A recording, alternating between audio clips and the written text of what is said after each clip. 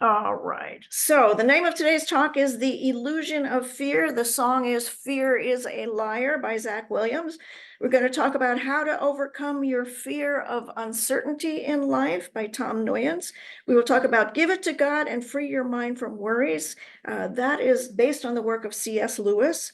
We're going to be talking about turning the fear of the unknown into your superpower. And we will be having scriptural references to fear. So today we're talking about the illusion of fear, how we create our own states of anxiety and overwhelm, which exist only in our head.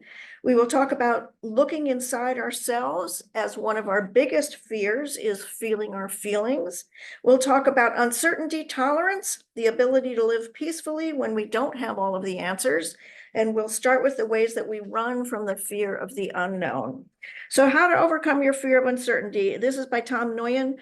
He is from Belgium. He has an academy called Alive Academy, and he talks about the fear of the unknown is also the fear of losing control and the need to hold on to certainties like what you physically have, and always seeking for assurances that you are okay.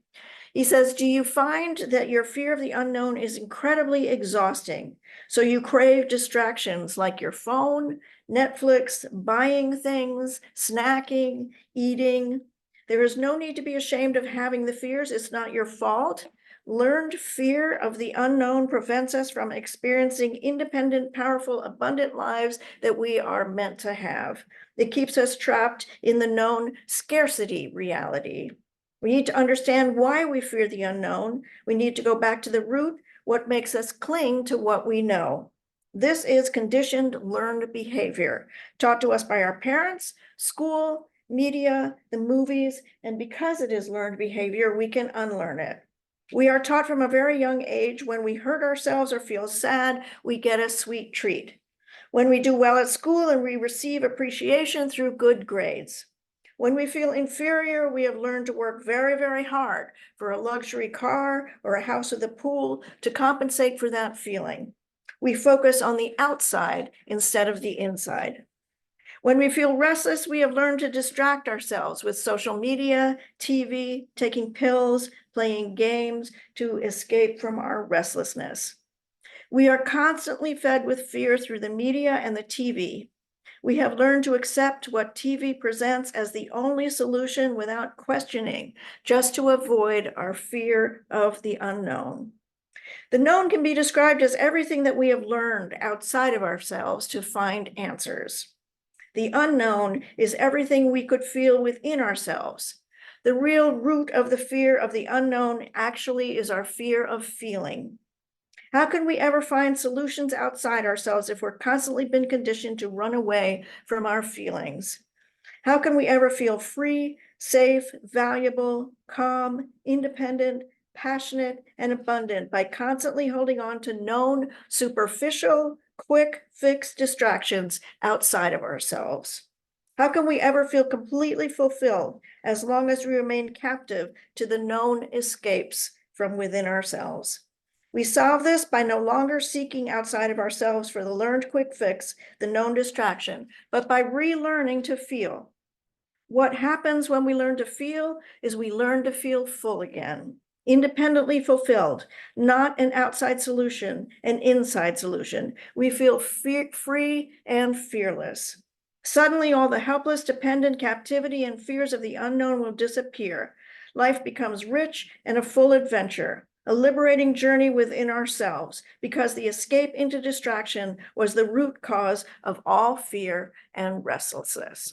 So I'm just putting in the 2 cents here that the biggest way to do this is meditation.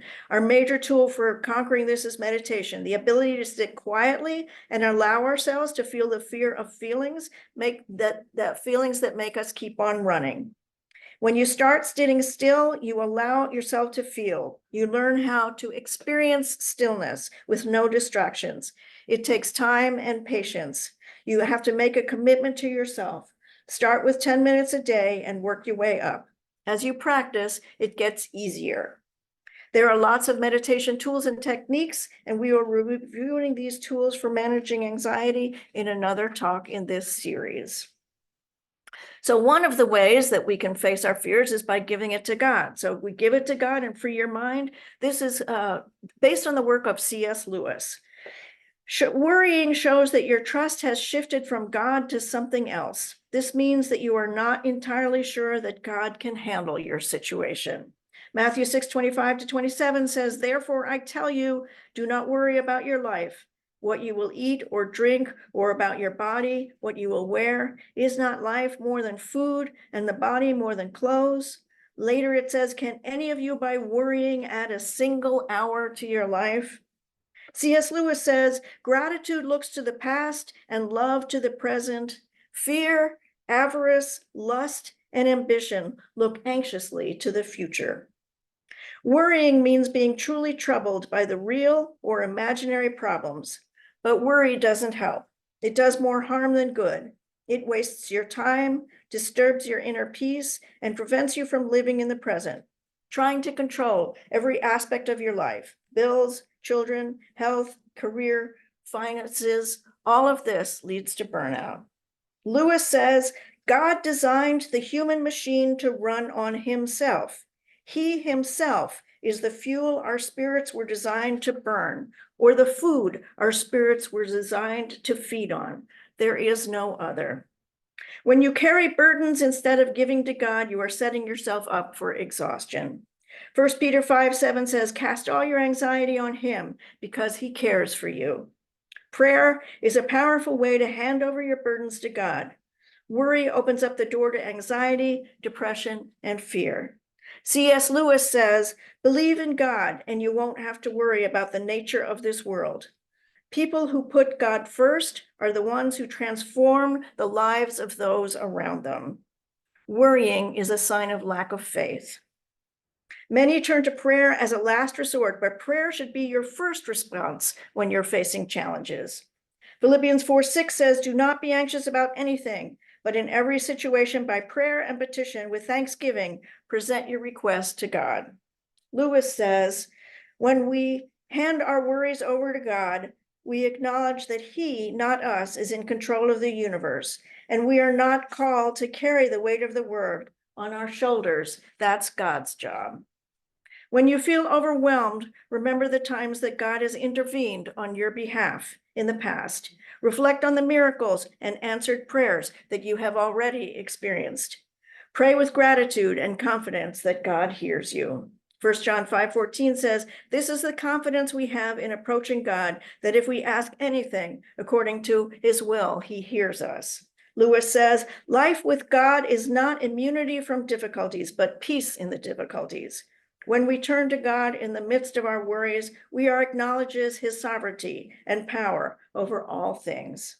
This frees us from the burden of trying to control what is beyond our control.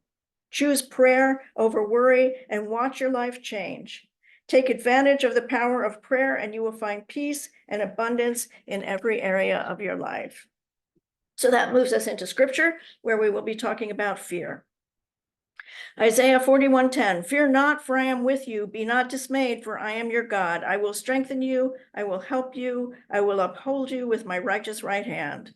2 Timothy 1:7, "For God gave us a spirit not of fear, but of power, love, and self-control." Psalm 34:4, "I sought the Lord, and he answered me and delivered me from all of my fears." Proverbs 29:25, "The fear of man lays a snare, but whoever trusts in the Lord is safe." John 14:27, "Peace I leave you, not the peace I give you, not as the world gives you, do I give you. Let not your hearts be troubled, neither let them be afraid." Psalm 118:6, "The Lord is on my side, I will not fear. What can man do to me?"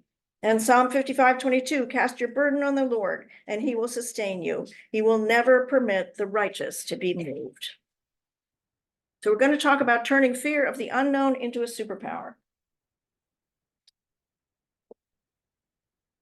This is based on the work of Sam Conniff and Catherine Templar Lewis. Sam is the author of Be More Pirate, the co-founder of Liberty Youth, Dignify Africa, which is a digital skills for young Africans, and Don't Panic. Catherine is a creative scientist and neuroscience expert and the co-founder of Kinda Studios. They ask, what do you fear more?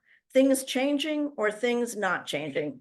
Uncertainty affects our brain and our body. It drives anxiety, overwhelm, and burnout.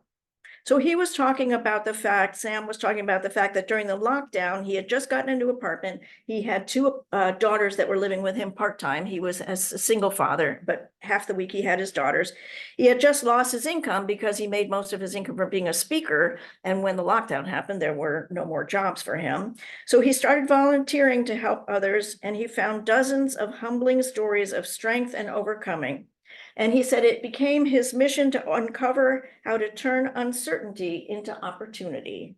He found refugees who'd become CEOs, gang leaders who'd become business leaders, POWs who'd become politicians. There was a clear and consistent pattern of behavior that enabled people to overcome. He wanted to turn these stories into a toolkit that would help others. Catherine provided the scientific understanding of how to do this. She believes that interconnected challenges we face need interdisciplinary awareness. So she put together a team of professors, scientists, cognitive scientists, and she used the stories to help others to rewire their brains and to give a scientific background of how that worked. For the latter part of the 20th century, it was seen as a period of prosperity and stability. She says humanity worshiped at the altar of productivity and predictability, not realizing that the cost for the illusion of certainty was to sacrifice the skill of innovation in uncertainty. Fundamental to our survival as a species has been our ability to adapt to the unknown. Research shows that the unknown is the fundamental human fear, but uncertainty unlocks in us our very creative best. An inability to adjust is low uncertainty tolerance. That is linked to anxiety, exhaustion, and fatigue. High anxiety tolerance is linked to collaboration and open-mindedness. Uncertainty tolerance was a scientific explanation for understanding all of people's stories about the ability to overcome and to change. Uncertainty tolerance connects anxiety, self-esteem, collaboration, innovation, resilience, and empathy. She says it's like a superhero skill for the 21st century. High uncertainty tolerance makes you more able to be collaborative and regenerative. We were looking at ways to increase people's uncertainty tolerance. The stories they found out were a powerful tool. Sam started doing interviews, and she started to explain the science behind all of them. She talked about the story of a woman who started a foundation for helping refugees around the world. She says, as a result of growing up in a refugee camp in Pakistan, she developed the gut instinct that she could completely rely on for whom she could trust. Science says our body processes millions of pieces of information that the brain misses beyond our main 5 senses. It is the gut instinct. Rez, that is her name, graduated Harvard as a human rights lawyer. Even with her huge intellect, she still relies on her gut instinct. She brings the brain and the body to difficult decisions. Science says you can't accurately assess the situation from the brain alone. The best information is from the brain and the body. She learned it takes information, challenging people to reflect on their stories, stimulation, contrast stories with people's own experiences, integration, and self-reflection to change. That's how we reprogram our subconscious behavior and traits. She asks us to look at what your intuition feels like. Where is it in your body? Is it in your gut or is it in your heart? When you need to make a decision, sit down, ask yourself, what did you feel? That is reflection. Over time, you will master that sense of intuition. They studied dozens of people and their stories to reframe how you think about uncertainty, to learn to process it better. Science and the Stories created what they called a masterclass in uncertainty. They put up a website to, quote, teach people to look in the rubble because what grows there will be strong. They created a platform with 500 places where people could buy a spot to take part in this new experiment. Science examined each participant's uncertainty tolerance before and after the control group, and they put up a video explaining the project. It became a live, interactive experiment using science and documentary storytelling to increase resilience, creativity, decisiveness, and empathy. For all of humanity's history, the predictor of life outcomes has been our ability to deal with the unknown while decreasing the drivers of anxiety. They co-designed this site with a neuroscientist, and they used cutting-edge research. It was the world's largest research project into the impact of uncertainty. There was an applied research conference where they said, quote, "The findings show that the pilot program was successful in improving tolerance to uncertainty. We believe that this novel educational format, combining documentary-style storytelling with interaction and introspection, can be successfully adapted to learning and behavioral change. The driver for progress rather than debilitating anxiety. If we can embrace and increase our uncertainty tolerance, a new outlook becomes visible." So here's what I know. I chose the title, The Illusion of Fear, and picked the song Fear is a Liar very deliberately, because I wanted to stress that apart from physical dangers, like being in a fire or having a gun held to your head, real events, most of the fear is not real. It is truly in our minds. We anticipate the worst in most situations and find ourselves endlessly ruminating about what could happen if. Last week, I read you the quote from FDR that said, "The only thing we have to fear is fear itself." But here is the full quote. "So first of all, let me assert my firm belief that the only thing we have to fear is fear itself, nameless, unreasoning, unjustified terror, which paralyzes needed efforts to convert retreat into advance. Unreasoning, unjustified, fear is a liar." Tom Noyens reminded us that there's the fear of the unknown, of that which is on the outside, and also the fear of that which is on the inside. That which is on the outside can always be dealt with. If we are in unhealthy, dangerous situations, we can put plans in place to get out. If there are financial problems, we can get another job or look into programs for debt consolidation. If we have health challenges, God has given us doctors we can go to and specialists if need be. Most, if not all, the circumstances on the outside that are concerning us can be dealt with over time. But more importantly, most of the outcomes we worry about, tie ourselves in knots about, lose sleep over, never actually happen. So I'm going to tell you a story about my drive from New Jersey to Arizona. It was first supposed to be a drive. I was going to go with my very, very best friend. I could list everything that could go wrong. How do I fill up the gas tank and get food with kitties in the car? Do I turn the air conditioning off when I turn off the car? Do I leave the car on and leave it running so they can be cool? And if I leave the car on, can't somebody just get into the car and drive the car away? What if they can't handle living in hotel rooms? What if I get lost? What if my car breaks down? What if someone breaks into the U-Haul with all of my favorite stuff in it? How do I get meds down the kitties so they can handle the car ride? The list was endless. And I didn't even end up driving. I flew. Then all the questions about plane and drugs and carrier and the number of hours they would be in it. It was exhausting and literally went on for months. I lost so much sleep. I was anxious all the time. I had digestive issues. It was horrible. And it was all in my head. The trip was so much easier than I ever anticipated. My best friend drove me to the airport, and I drugged the crap out of my kitties, and they slept the whole time. I paid extra, and they slept under the seat in front of me on the airport in their little carrier. I could look back and give you hundreds of examples of when fear took over my life. That was 10 years ago, and because of that, I have changed.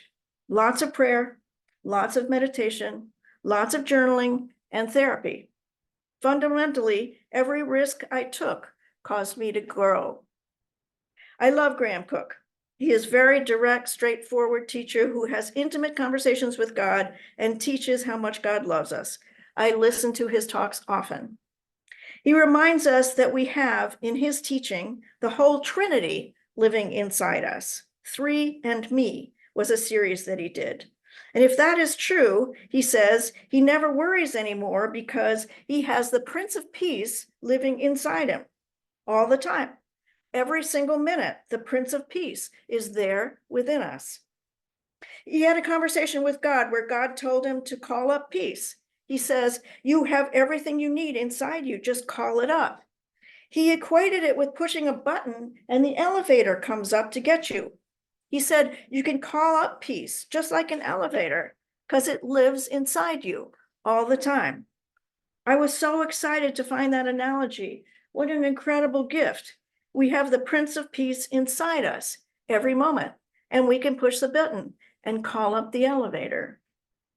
So as we go out and face daily challenges, let's use our quiet time to connect with God, love, strength, resilience, grace, and not sit in fear and anxiety. Let's do our best to remember fear is just an illusion. And so it is. Remember at all times, the power is in you. It always has been, and it always will be.